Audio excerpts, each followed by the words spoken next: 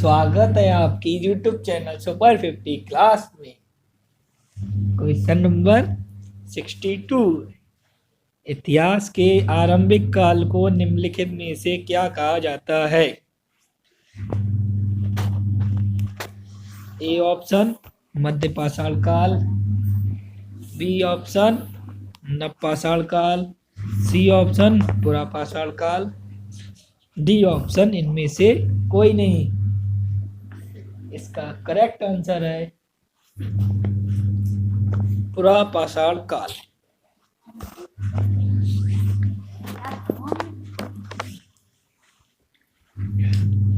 जिस काल का कोई लिखित साक्ष्य नहीं मिलता है उसे प्रागैतिहासिक काल कहते हैं। प्रागैतिहासिक काल के अंतर्गत पाषाणकालीन सभ्यता आती है। उपकरणों की विभिन्नता के आधार पर संपूर्ण पाषाणयुगीन संस्कृति को तीन मुख्य चरणों में विभाजित किया गया है। नंबर 1 पुरा पाषाण काल, 2 नवपाषाण काल और 3 मध्य पाषाण काल। इतिहास के आरंभिक काल को पुरा पाषाण काल कहते थे।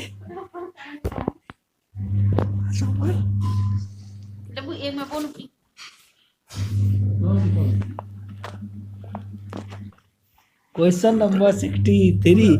भीमबेटका गुफा किस राज्य में है? Option A Telangana, option B Karnataka, option C Madhya Pradesh, option D Odisha. इसका करेक्ट आंसर होता है सी मध्य प्रदेश। भीमबेटका गुफा मध्य प्रदेश राज्य में स्थित है। मध्य प्रदेश की प्रसिद्ध भीमबेटका की गुफाएं भोपाल से लगभग 45 किलोमीटर दक्षिण में स्थित हैं। यह प्रागैतिहासिक काल का प्रहरी होने के साथ ही भारतीय स्थापत्य कला का अनुपम खजाना है।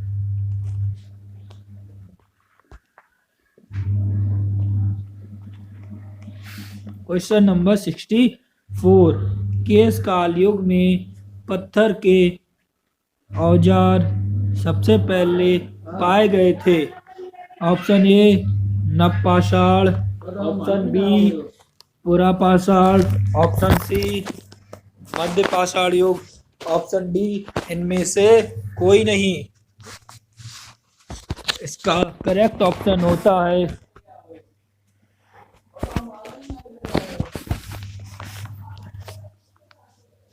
बी पुरा पाषाण काल।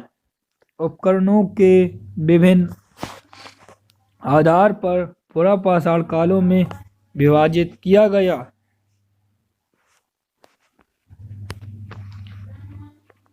पुरा पाषाण काल कोड उपकरण हस्तकुंडार खंडक बिदारी।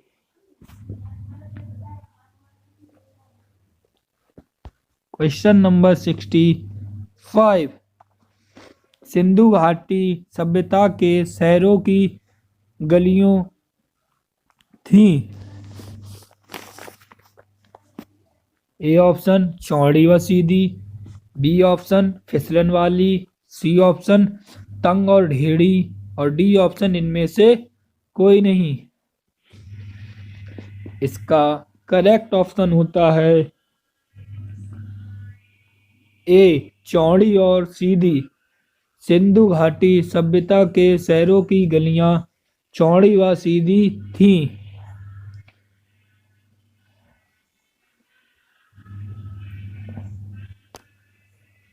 यहाँ की सड़कें पूर्व से पश्चिम एवं उत्तर से दक्षिण की ओर जाती हुई एक दूसरे को समकोण पर काटती थीं।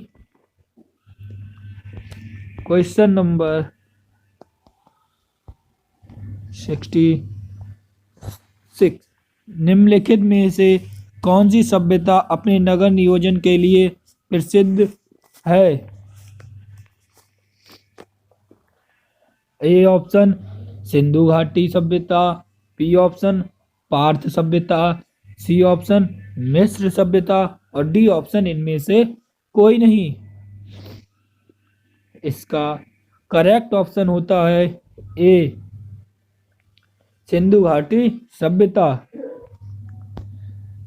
सिंधु घाटी सभ्यता की प्रमुख विशेषता नगर नियोजन माना जाता है, क्योंकि नगर और कस्बे एक निश्चित योजना के अनुसार बसाए जाते थे।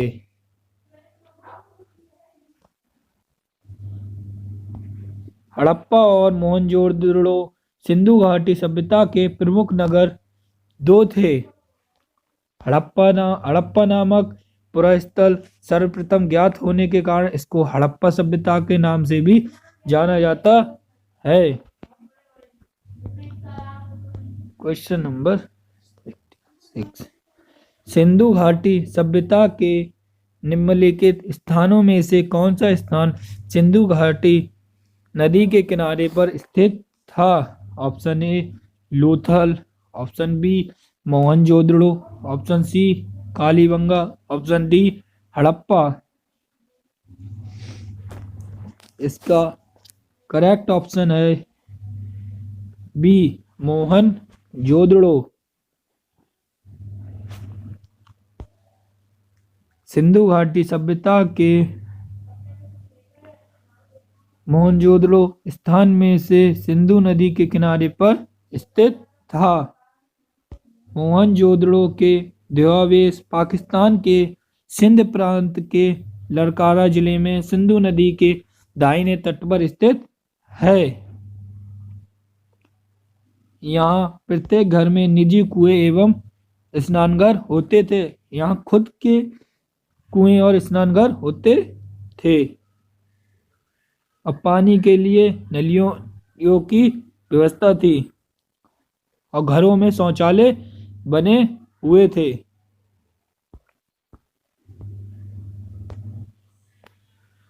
Question number 67, Bhimbetka rock shelters किसकी तलहटी में स्थित है? Option A Kalibanga, option B Vindhya range, option C Gujarat, option D इनमें से कोई नहीं। इसका करेक्ट ऑप्शन है बिंदर एज। भीमबेटका रॉक शेल्टर्स बिंदरेज तलहटी में स्थित है।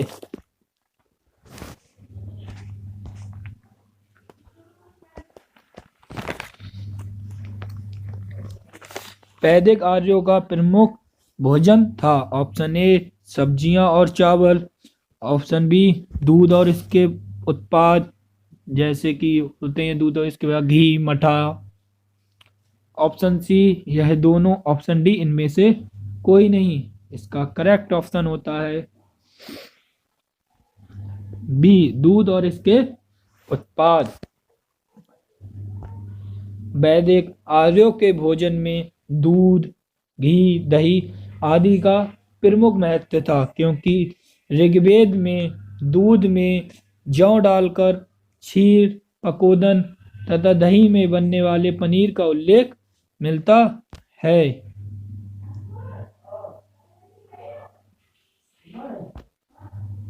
जौ के सत्तू को दही में डालकर कर्णम नामक भोज्य पदार्थ तैयार किया जाता था। ऋग्वेद में चावल और नमक का उल्लेख नहीं है। ये है बहुत इंपॉर्टेंट बातें। वैदिक आर्यों का प्रमुख भोजन दूध और इसके उत्पाद थे। मनुष्य द्वारा सबसे पहले कौन सा भोजन प्रयोग किया गया?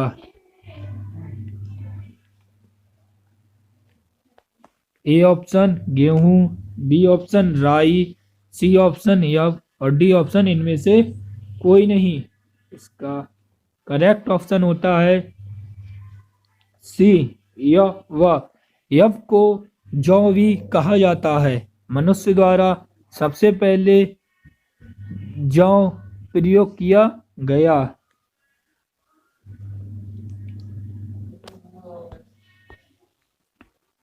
Question number 17। आरंभिक वैदिक काल में वर्ण व्यवस्था आधारित थी।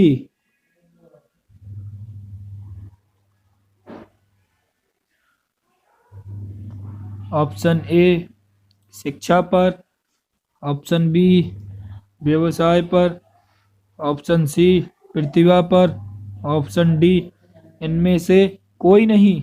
इसका करेक्ट ऑप्शन होता है सी, वो सॉरी बी व्यवसाय पर।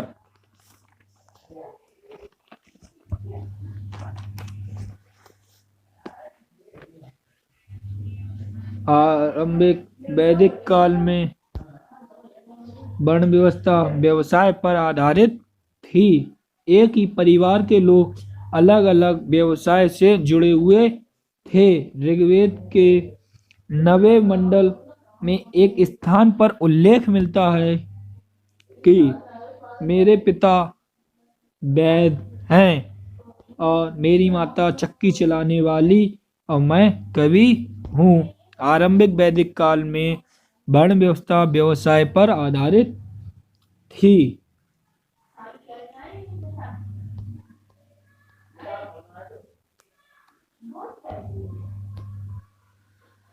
Question number 71।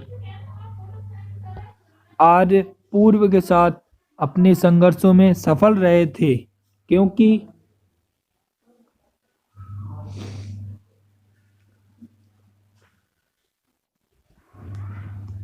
ऑप्शन ए उन्होंने बड़े पैमाने पर हाथियों का प्रयोग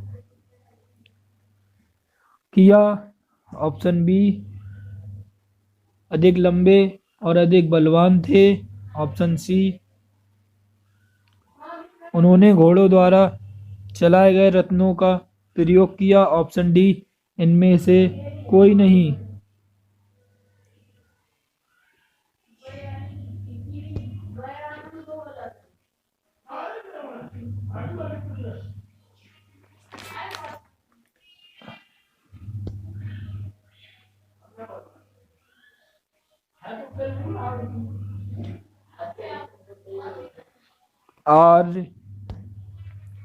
आर्य पूर्वों के साथ अपने संघर्षों में सफल रहे। इसका प्रमुख कारण उन्होंने घोड़ा द्वारा चलाए गए रत्नों का प्रयोग किया।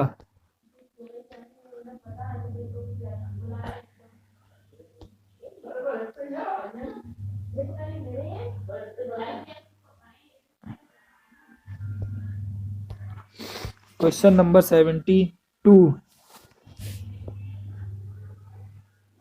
वैदिक आर्य पशुचारी लोग थे। यह इस तथ्य से पुष्ट होता है कि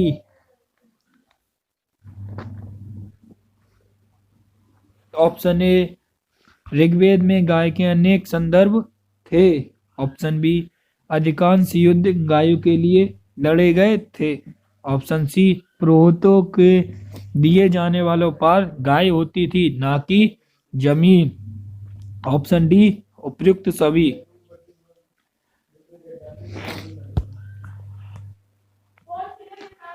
इसका करेक्ट ऑप्शन होता है उपयुक्त सभी। ऋग्वेद में गाय के अनेक संदर्भ थे।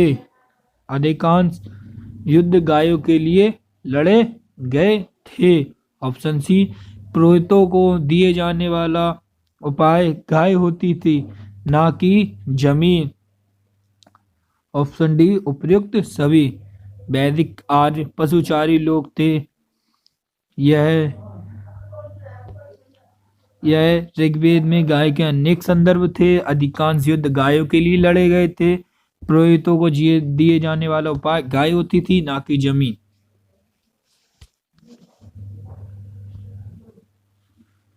उस समय गायों का काफी महत्व था। ऋग्वेद में गाय की इतनी चर्चा है कि ऋग्वैदिक आर्यों का मुख्य रूप से पशुचारक कहा जा सकता है। गायों का 176 बार उल्लेख मिलता है। उनके अधिकांश युद्ध गायों को लेकर ही हुए हैं। ऋग्वेद में युद्ध का पर्याय गविष्ठ है। गाय सबसे उत्तम धन मानी जाती थी। जहाँ कई पुरोहितों को दिए जाने वाली दक्षिणा की बात आई, उसमें आमतौर पर गाय ही होती थी और भूमि कभी न होती थी। ऋग्वैदिक लोग गाय चराने, खेती करने और बसने के लिए जमीन पर कब्जा करते होंगे, परंतु भूमि निजी संपत्ति नहीं होती थी। उस समय वैदिक काल में गायों का बहुत महत्व था।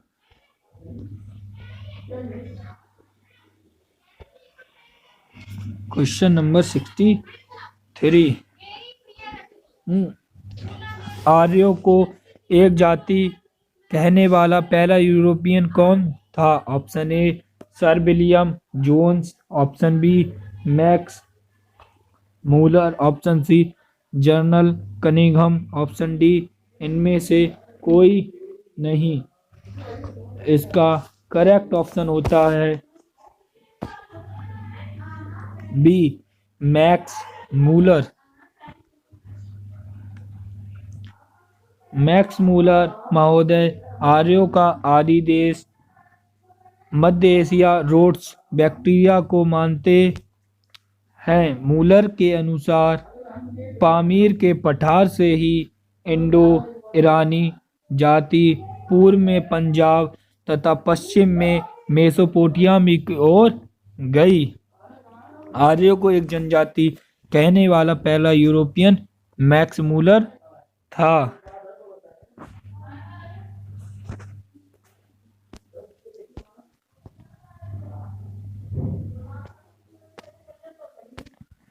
आर्यन जनजातियों का प्राचीनतम बस्ती कहाँ है? Option A Uttar Pradesh, option B Sapta Sindhu, option C Delhi, option D इनमें से कोई नहीं। इसका करेक्ट ऑप्शन होता है सी बी सप्त सिंधु। आर्यन जनजातियों का प्राचीनतम बस्ती सप्त सिंधु है। आर्यन जनजातियों की प्राचीन बस्ती सप्त सिंधु क्षेत्र में स्थापित हुई थी, जो सिंधु नदी से लेकर गंगा नदी तक विस्तृत थी।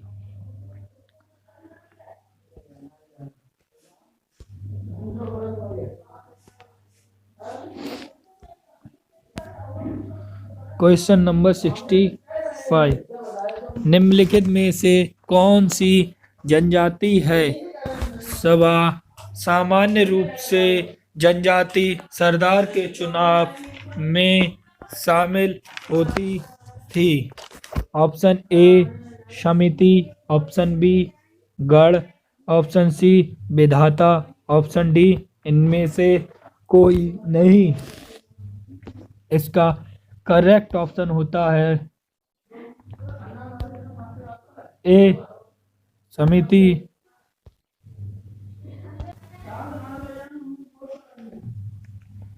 समिति ऋग्वेद में समिति का उल्लेख 9 बार मिलता है। समिति को विश्व अथवा जनसाधारण की आवाज अभिव्यक्त करने वाली संस्था कहा गया है। राजा जनजाति सरदार के मुखिया के निर्वाचन एवं पुनर्निर्वाचन में इसका महत्वपूर्ण योगदान था। समिति जनजाति है। सभा सामान्य रूप से जनजाति सरदार के चुनाव में शामिल होती थी। इसका करेक्ट ऑप्शन है समिति।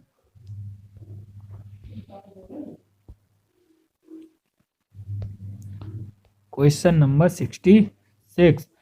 राज्याभिषेक समारोह का विवरण निम्नलिखित में से किस में किया गया है? ऑप्शन ए ऐत्रेय ब्राह्मण, ऑप्शन बी विष्णु पुराण, option C Atharva Veda, option D इनमें से कोई नहीं।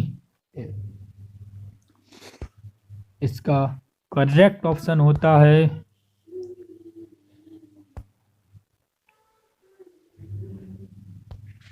ए, ऐत्रेय ब्राह्मण। ऐत्रेय ब्राह्मण ऋग्वेद के शाखा से संबंध है।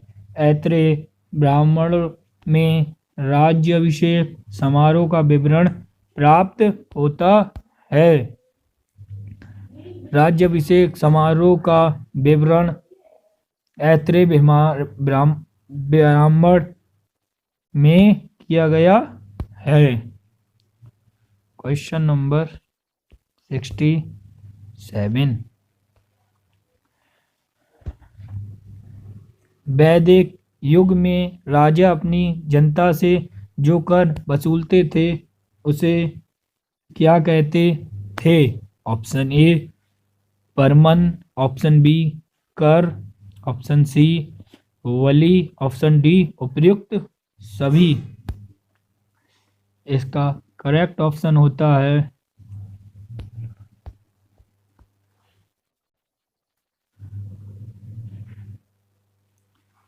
सी वली।